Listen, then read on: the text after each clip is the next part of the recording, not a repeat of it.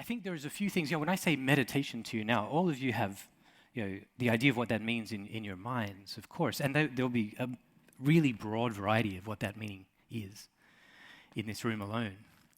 So I thought, well, maybe there's a few things that I learned when I'm there that sort of differentiate that approach from sort of what you might be familiar with and how I'm using it right now in research that we're writing up as we speak. So here's a few things. Firstly, Buddhism is super goal-oriented, right? This was a surprise to me, right? Super goal-oriented. There are these goals, and there's these sort of, I call them in my thesis, scientifically unverifiable goals. Enlightenment, liberation, and so on, yeah? And then there are sort of ways to get, little sort of way stations along the way, if you like, ways to get there. So in Buddhism, there's none of this all about the journey stuff. You know what I mean? You go across to the West and you deal with Tibet and say, no, it's about the journey. They're like, no. It's not like there's a path. And the reason there's a path is you get to the destination as fast as possible.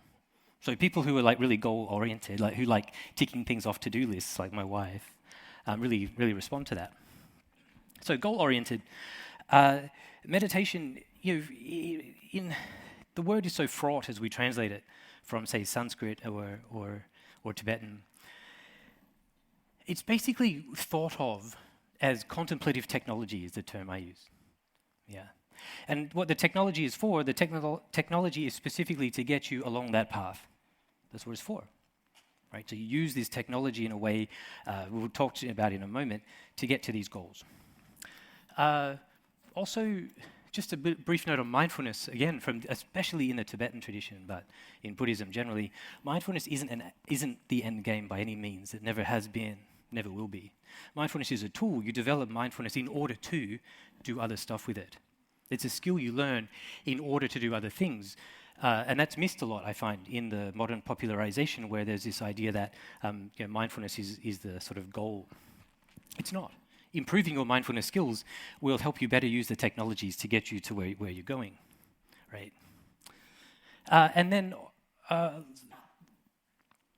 what you actually do with it is you apply it to things. There are these applications of mindfulness, we call them. Sometimes kind of poorly translated as foundations of mindfulness, you might have heard, some of you. But this is applications. It's like once you've got mindfulness skills, what do you do? There's all sorts of things you can do. But the thing that is most interesting to someone like me, and we'll come to what I'm using in the research we're doing up in Queensland, the one that's most interesting to me is that it's designed specifically to help you examine, right?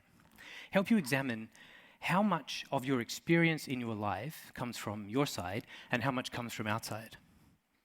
Yeah, that is to say, in the interaction of me and everything else that's here, how much of it am I just accurately perceiving and how much of it am I kind of making up? And this should be of interest. Cognitive psychology, neuroscience, even quantum physics are all on board with this, that the amount of stuff that is coming from your side is at the very least, without being controversial, a lot.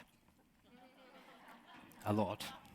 So you can see when I come back to the park bench idea, this is really important. When I stumbled across this in my studies, I was like, wait, I've seen this actually. I stumbled across this exact thing. I didn't have a word for it, but they do, right? In Tibetan, in English, we talk about it as dereification is a term, or cognitive fusion, these terms. And what it is taking that mental activity and treating it as real. And you can imagine, once I treat it as real, then that drives my behavior and away I go.